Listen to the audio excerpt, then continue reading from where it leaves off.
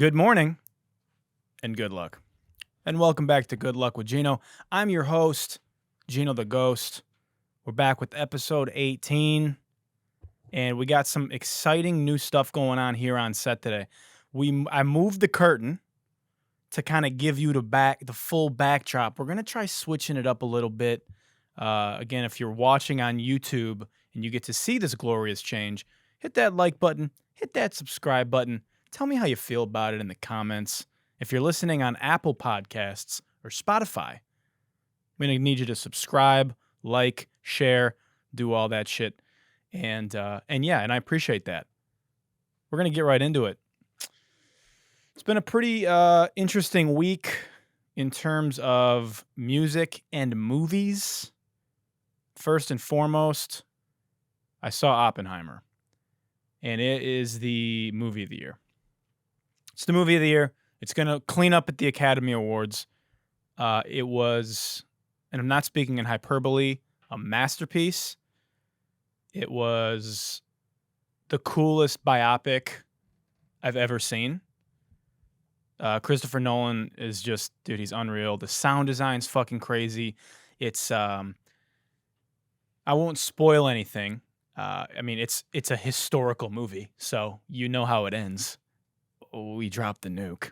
But it's about science and the power struggle of scientists and government, and it's really, really fucking fascinating. Cillian Murphy's unbelievable. I mean, the cast is so good. Robert Downey Jr. kills it. It was great. I mean, go see it. And go see it in IMAX. I had to see it like the day it came out, and I waited on tickets. So I kind of had to see it in standard viewing instead of IMAX because IMAX was sold out in LA for and it just kind of it was good, but I might have to go see it again in IMAX. I kind of fucked up. So go see it in IMAX. It was great. Masterpiece. 10 out of 10. Recommend. Something interesting about Oppenheimer. I read this and didn't think it was real, so I really dug into it. And it's real. Christopher Nolan's older brother, Matthew Nolan, he's got two brothers. One of them is also an incredible writer and director and did a bunch of stuff with him. But this brother, Matthew Nolan, was charged with being hired for murder in Costa Rica in 2009 and used the alias Matthew McCall Oppenheimer to pose as the heir to the Oppenheimer diamond fortune to get close to Robert Cohen. So it wasn't it wasn't in connection to Oppenheimer, the scientist, but used the alias Oppenheimer, was arrested by the FBI and charged with Cohen's murder by Costa Rican authorities, but apparently it didn't hold up in court, and the U.S. didn't have enough evidence to extradite him. So the charges were dropped, but while he was being held in Chicago, he tried to escape from prison and got caught, and was charged with 14 months in jail as a result, which is hilarious. So that's a bit of irony. And a lot of people are like, wow, he did the movie Oppenheimer as a nod to his brother who's... I wouldn't read into it. I don't think that's why he made the fucking movie, but pretty interesting. His current whereabouts and condition are unknown. But that's a pretty interesting story there. The Nolan family, fascinating, you know? Christopher Nolan, genius. Jonathan Nolan, genius. Matthew Nolan, espionage, world-renowned, wanted by the FBI, fucking pretty cool. Travis Scott album, Utopia. Unbelievable. Album of the year. There it is. Travis Scott just dropped the album of the year in Utopia. The musical appetite is endless for this guy. It's a palette. It's a familiar palette for him. It's kind of giving old Travis a little bit, and there's some rodeo in there, and there's some, he's got moments but it's the collaborators that he brought in it is just mwah, French kiss. Chef's kiss, not French kiss. I should edit that out. Mwah, chef's kiss. He's got Drake on it, Beyonce on it, Bonnie Vera's on it, which is fucking amazing. Bad Bunny's on it, SZA's on it, 21 Savage is on it. But the production is just unbelievable. Kanye's all over it. I mean, it sounds like a Yeezus. A lot of the criticism is like, it's a Yeezus clone. And that's because there's a lot of Yeezus embedded in the DNA. A lot of the songs, like Modern Jam is an old Yeezus. It's the first edition of a Yeezus record that was reproduced. There's like Black Skinhead drums on it from the song Black Skinhead on Yeezus. Kanye's all over the record. Pharrell's on it. Daft Punk's Guy Manuel. De Homem Cristo is on it, on Modern Jam. Tay Keith, Boy Wonder, Wonder Girl. James Blake. Alchemist is on it. First Infantry. It's so fucking good. I've listened to it like 5 times. Don't come looking for like, a lot of the criticism of Travis is like his albums don't have like incredible density and like he's not even talking about anything. It's like, don't go listening to a Travis album expecting to hear like To Pimp a Butterfly. That's not why you listen to Travis Scott. It's an incredible soundscape, some of the best production you'll ever hear. Mike Dean is a fucking genius, and Travis is a masterful A&R. I mean, the Beyonce song sounds like a Beyonce record if it was on Travis Scott. The SZA record sounds like a SZA record if it was on Travis Scott. Drake comes in and just bodies the verse. He disses Pharrell, which, I'm a big Pharrell fan, so it's a little bittersweet for me. But it was fire. The shit's hot. So go listen to the album if you haven't yet. Again, people are mad that he like barely mentions the concert incident. Like, what do you want him to do? What, you want him to fucking go on the album and like do a song about the people that died at the, like,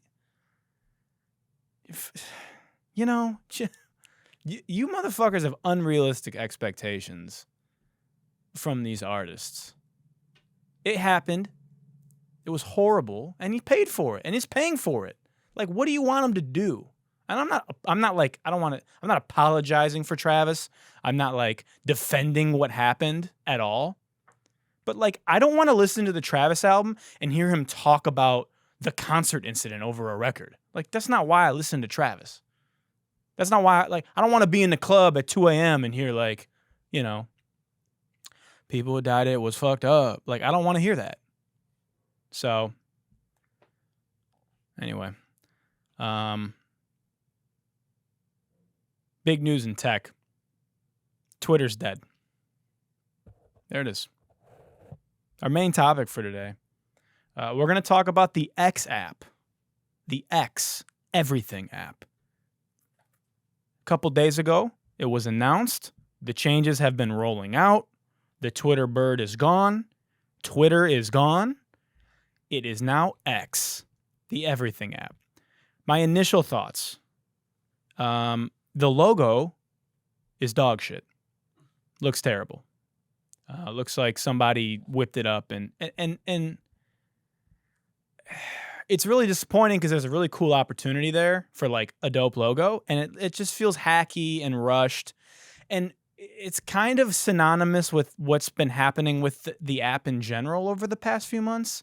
All these changes just feel super rushed, and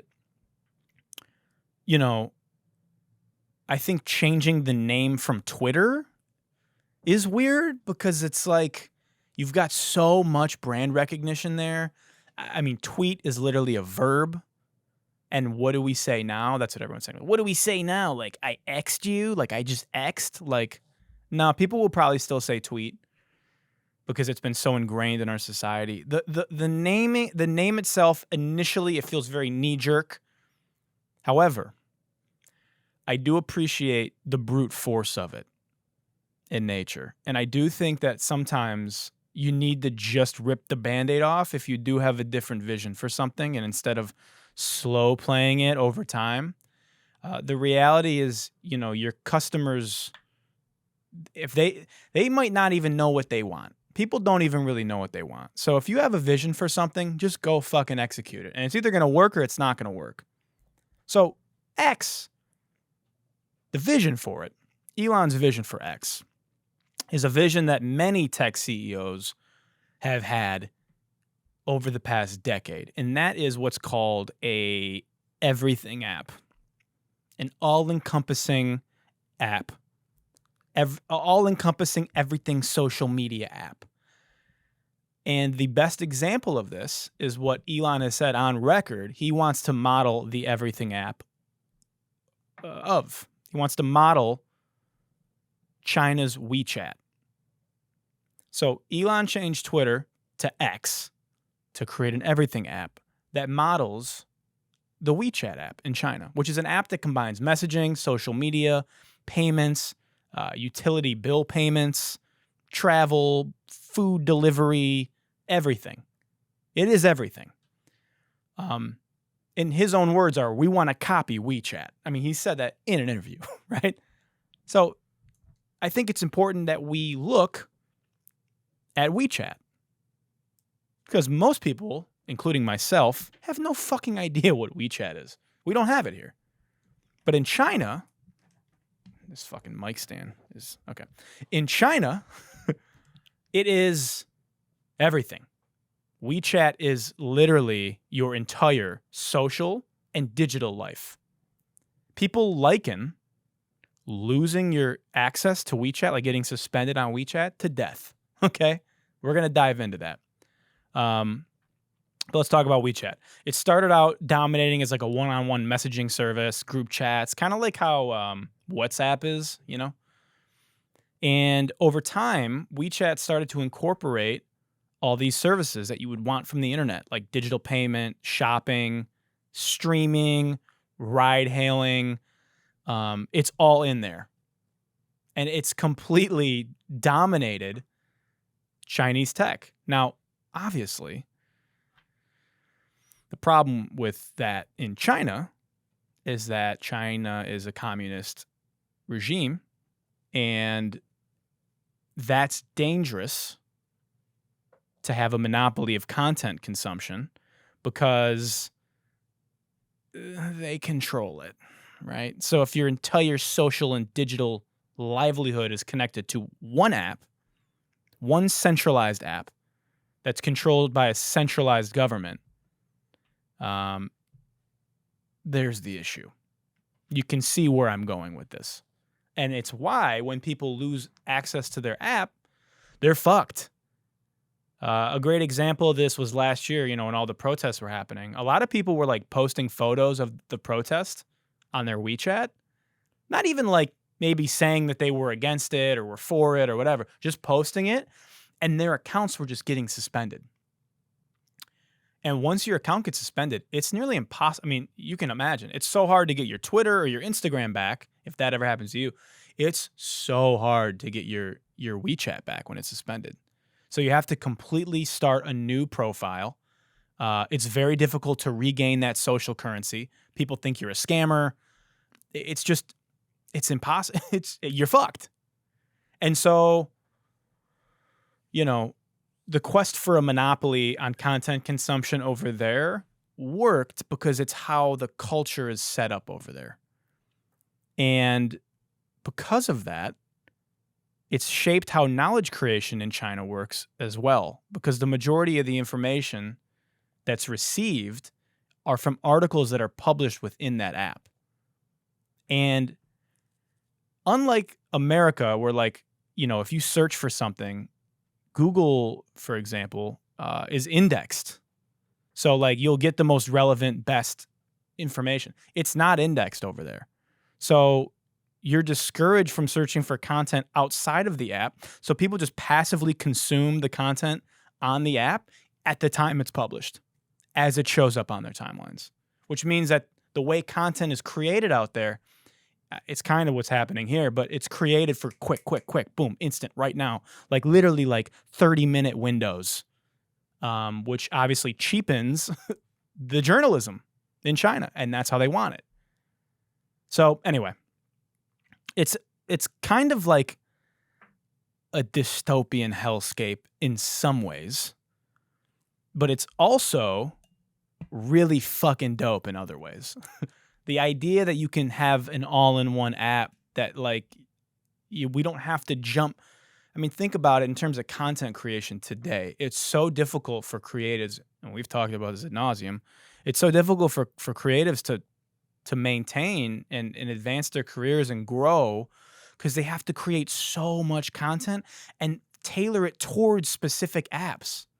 Like I have to create, even for this podcast, for example, I make all these fucking clips, right? So I do the podcast, I film it, I have long form, I put that on YouTube. It's super tough to grow on YouTube. So I have to literally just keep posting on YouTube to hope that, I can initially crack into the algorithm and really break through, despite having success on YouTube as a music artist. This is a whole different form of content. So then I do that. Then I got to go through and I got to edit 10 different clips throughout the week. And I got to tailor those clips towards TikTok. And then I got to take those TikTok clips and then I got to tailor them towards Instagram and Reels. And then I got to take those clips and then I got to retailor them to TikTok because certain lengths of time and things do better on TikTok.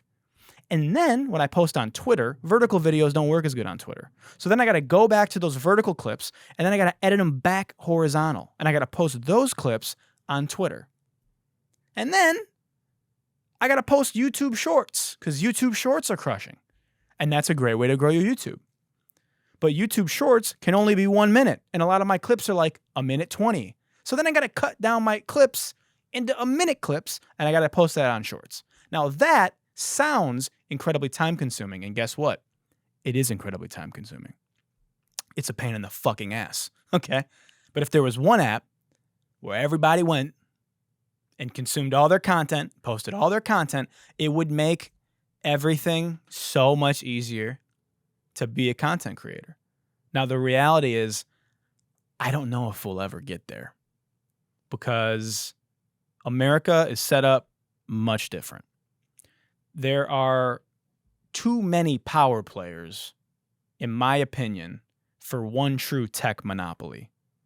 I don't see Zuckerberg losing grasp of his, I don't see Amazon and Jeff Bezos. I don't see Google and YouTube. Like these companies are too big to fail. They have too much good going on right now. Now, companies like maybe like Twitch or Kick, that are newer and more niche, there's a way where an app like Twitter could really, if they had the infrastructure, could create a platform for streamers, build in a monetization tool for tipping, et cetera, et cetera. But it's just unlike, I don't see TikTok being dethroned. Their algorithm is too, and here's the real issue. Right now, especially, I don't think Twitter has the manpower and the capability. I mean, they've fired so many people. They've been struggling to keep their servers up. They now want to build a payment infrastructure for payments. It's just going to take a while. And I wouldn't doubt Elon for all of his shortcomings. He's built great shit. And when you got enough money and you got enough influence, you can fucking make it work. And I do think that there's a world where, X can become this comprehensive app that includes communication and the ability to manage users' entire financial world. But it's going to take some time. And as we've seen with crypto and blockchain, it's just it's going to take the world a long time to feel comfortable trusting their finances in the hands of different apps. I think the only way it can work is obviously as crypto becomes more mass adopted, if X implements a token and the platform itself needs to be decentralized. Because if you want to build an everything app where you want people's entire social identities and financial identities to be tied to, it has to be decentralized. It cannot be in the hands of fucking Twitter customer help support. or the Twitter, suspension bots that they have in place. Because I simply will not tie my shit to anything that can just get suspended. And then I have to fucking go through customer service hell for months trying to get my shit back. There's no way. And I think that Elon, who's a proponent of blockchain, probably knows this. But again, I think if we want to go that route, it's just going to take some time. And that's fine. I mean, look, if you think of like the internet, it took 20 years for apps to be built on the internet. So Ethereum is like 8 years old. And it's just going to take time for these things to adapt. So anyway, I think there's a path here. There's a path forward for X. I'm definitely interested to see once all the initial that fuck, I hate X, I hate that, I missed the bird. Like, okay, once that all subsides, I'm curious to see like some real progress. He's already started paying creators, which is tight, and if you can pay creators, they will stay. If you incentivize content creators to get impressions, they will put effort into creating content that generates impressions, which usually means you need to be on the app a lot. And that's step one for them. I mean, look at TikTok. You got the fucking people doing the NPC cosplay just because they're getting paid, and they're sitting on TikTok all day for fucking 10 hours a day doing their, yeah, so good, gang gang. And they're crushing on there. And now everybody's fucking doing it. Also, this is I want to touch on this. The girl is dropping a song now with Fashion Nova. I don't even have this prepared, but I want to pull it up because it's just, I just give up, dude. I just give up. Hold on, let me find this. Fashion Nova, ice cream, so good. I don't even know what to fucking search for this. Ice cream, so good. No. What's her fucking name? What's that NPC girl's name? This girl. Cherry Pinky Doll. God, this is fucking terrible content right now. I'm so sorry, everybody. Fucking get over it. Hold on, this is important. Here. Ice cream so good. Pinky Doll. Yes. Ice cream so good. Yes. I mean, she's doing a fucking song with Fashion Nova. Be fucking for real, All right, I know what everyone wants to fucking talk about, so we're gonna talk about it. We're gonna talk about the aliens. All right, we'll address the aliens. Let's address the alien in the room.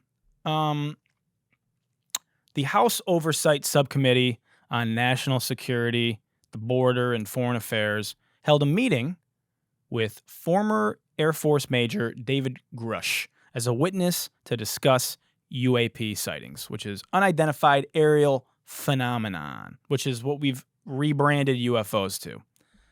Because unidentified flying objects, little stale for 2023. We got to call it something else. Unidentified aerial phenomena. Grush revealed that the U.S. military has possessed crash UAP remains for decades, has been attempting to reverse engineer them. He reported that they found alien bodies from like crashed pilots that are dead alien pilots that can't drive for shit. They've recovered those bodies. And basically all this stuff he said in that interview, but like under oath. So now, obviously, things are a little different. Because when you say it at a fucking interview on like Newsweek or whatever he was on, it's like, all right, this guy's just talking, and like this is shocking, crazy claims, but when you say it under oath, there's a little more gravitas, a little bit more weight. And, my thoughts are, again, okay. And so what? I'm just so tired. The aliens are here and they crashed, and it's just like, how does this affect me? What do they look like? Where's the evidence? I mean, the big criticism of him from like the Pentagon and from people in Congress is like, they're like, yo, we don't have any proof of any of this shit you're saying. Even the Pentagon. And he's like, well, it's classified. I can't talk about that. It's classified. I can't show you that. It's classified. It's dangerous. It's classified. And I guess my thing is like, well, then what the fuck are we doing? What are you, you're just going to, hey, everybody, just so you know, there's aliens and they're alive and they're here and they're visiting and they can't drive. And we have the bodies. And, but that's it. Yeah. Can't show you. Can't talk about it anymore. Hey, I can't don't ask me. I can't talk about it. What are we doing? I don't care. It's just like aliens are confirmed and we could not be bothered to give a fuck because why should we? We have so much shit going on. If this news came out 10 years ago, it'd be a huge deal. I mean, this would be the biggest story ever in the history of stuff. And today, and maybe it's a testament to like how much we're consuming, how much content we're consuming, and how much earth-shattering information we receive daily. But I guess the reason I feel this way is probably the same as that everybody else feels this way. We've all kind of known that there's probably life out there. And like, okay, great, you've confirmed it. But what else? Show me something. Because if you're not going to show me something, then I'm just sick of blurry things in space and hovering fucking peas in the air. I'm bored. I think it's likely true that aliens exist, but it's just far-fetched to me that an extraterrestrial species was technologically advanced enough to travel 128 light years, and they are somehow incompetent enough to not survive and crash. Like, you can't actually... it's so unfathomable to have the technology to travel faster than the speed of light 128 light years away. It's so unfathomable, scientifically. And again, quoting Occam's razor. You want to talk science? The most simple outcome is usually the truth. So it's so unfathomable.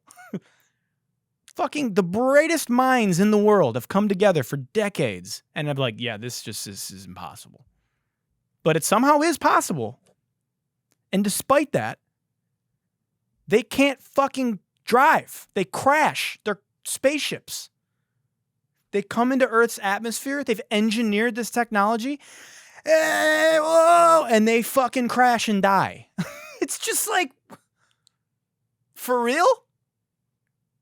Can't talk about it. It's confidential. All right. So this week's FOH HOF is maybe the most fuck out of here that we've ever had in the Fuck Out of Here Hall of Fame. Do you understand? I was on TikTok the other day, and I'm looking at like UFO stuff from the hearings, and and then a video comes on my timeline that, upon watching it, I felt my brain cells leaving my body. You understand? My brain cells were trickling out of my ear and rolling down my shoulder. I'm going to play this video, but with alien news heating up, I want you to get used to this bizarre-ass social phenomenon that is going to, I can already tell, run rampant. Let me play the clip. Here it is. Since most Americans seem pretty unfazed about this whole UFO hearing that happened recently, then what I'm about to say will not faze you either. Okay.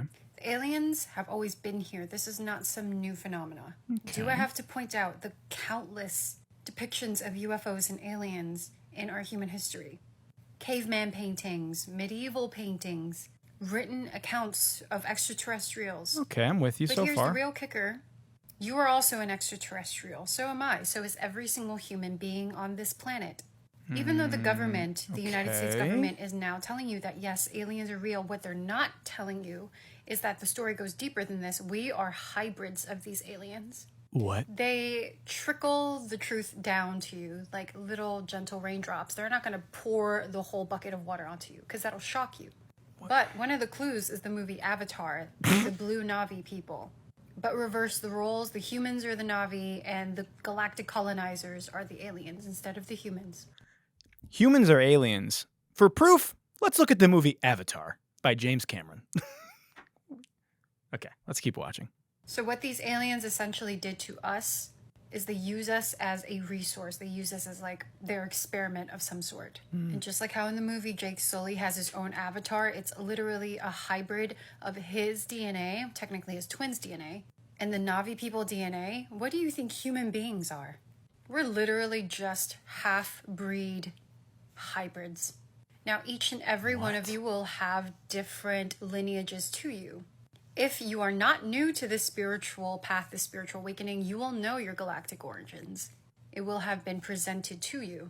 If you're new on this path, don't worry, it will be shown to you. Now, if you're curious what I am from an insectoid alien bloodline. Basically a mantis being. Human beings are a culmination of over 12 different ET races. This is where the whole Garden of Eden story comes from. We are their Garden of Eden. We're like their petri dish. Now, I only have 3 minutes for this video. But if you want to learn more about our true galactic history, how humanity got here, what are these aliens, and what do they want from us, my book is linked in my bio. My book. My book is called Made in God's Image. She's selling a book. So, my first thought was, oh, she's just a science fiction writer. Because that sounds insane and just, frankly, completely made up. I mean, she identifies as an alien. She's saying that she is an alien. She's saying she's a mantis. With a dead serious face. Well, you know, I'm actually an insectoid. I'm a mantis being, to be specific. You're not a mantis. Right? Because, you know, praying mantis, they eat their husbands. They're bugs, right? You're not a bug, are you? You're not an insect. Because you don't eat leaves, do you? You don't have wings and fly. Okay, so that's mental illness. You can't convince me otherwise. And I went to the comments section looking to find people that felt similarly to me. But instead, this is what I found. And this is where I really started to get concerned with the state of humanity. And I'm going to read these. I'm just going to go down. I'm not looking for these. I don't have these saved. I'm going to literally read these in order. First one. She knows what she's talking about. 100 emoji. I've always stared specifically at the Orion constellation my whole life. I've tried to figure out what my connection to Orion is. How did you learn what alien races you are? I really want to know mine. Okay. I'm a mantis too. Okay. Oh, and she responded, "Hey, Soul Fam," with a caterpillar emoji. Okay. You know? How do I find out what I am? ? From Felicia. Being native, we already knew they've been here. Okay. I don't even know how I knew the Anunnaki are the most powerful. That's right. I did a deep dive. There's 12 different species of alien that these fucking people think that we are and that our lineage is from. Our alien ET 23andMe. I'm going to read more comments because I've literally was on here fucking dying for like an hour yesterday. Duh. Someone said duh. You know? Like, we prefer to be called starseeds. That's right. These people that identify as aliens call themselves starseeds. I think what this stems from, people are so uninteresting And people live such mundane lives that this makes them feel interesting. And I think a lot of people are like, oh, my whole life something's felt off. I didn't feel like I belong here. I must be an alien. This makes sense. No, dickhead. You feel like you don't belong here because that's just that's just called life. And life is just fleeting and boring. And if you don't have dreams and passions that you're chasing, that's what it's going to feel like. So instead of digging for truth about being an alien, go get a fucking hobby. You're not an alien. You can't identify as an alien because you're not an alien. You're not from another planet. You're from Gary, Indiana. You're not a praying mantis. You're not a reptilian. You're human, just a boring one. A stupid one. Okay? There's no higher truth that we're all from. The truth is what everybody... Guys, I'm tired. I'm exhausted. I can't do it anymore. I can't keep up. It's like... And then what's going to happen is I'm going to post this video and everyone's going to go, this is the same thing as trans. This is the same thing as guys identifying as girls. No, it's not. No, it's not the same thing. Okay? It's not the same thing. Can we think three-dimensionally? It's not. One group of people are identifying as praying fucking mantis. Okay? And the others associate with different gender norms and feel... You know what I'm saying? It's just not everything is black and white. It doesn't need... You don't have to think, well, because I think this way, I have to think this way. And it's okay to think that these people are fucking Looney Tunes and agree with trans rights. Because let me be clear. I don't think that these people don't deserve rights or you know what I'm saying? There's nuance to all this. I just think that this is the craziest fucking thing I've ever heard in my life. And I'm alarmed to find out that this woman has 500,000 followers and a book. And people are buying it. You want to talk about, like... And what's fucking crazy is, like, that comment section is super supportive. And that's why we need to bring bullying back. That's the moral of that story. Because this is fucking insane. I'm sorry, dude. We're not about to sit here and act like we're all aliens and I'm a reptile and I'm an Anunnaki and you know. My brain is rotting, and so is yours.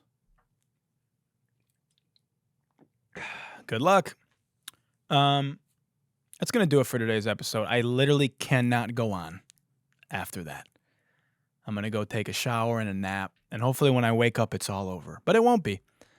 So we want to thank you for tuning in to Good Luck this week. We'll see you on X, the Everything app.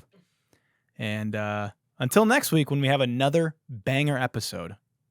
Oh, I'm not done. Just kidding. If you're still listening, which you are, hit the like button, leave a comment, share, and thank you for tuning in. We'll see you next week.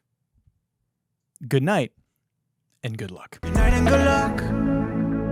You smile and say goodbye to me, but I don't give a fuck. You hop in the Uber, off to your future. Good night and good luck. You try to play your cards with me, but I'm calling your bluff. Cause it wasn't enough. Good night and good luck.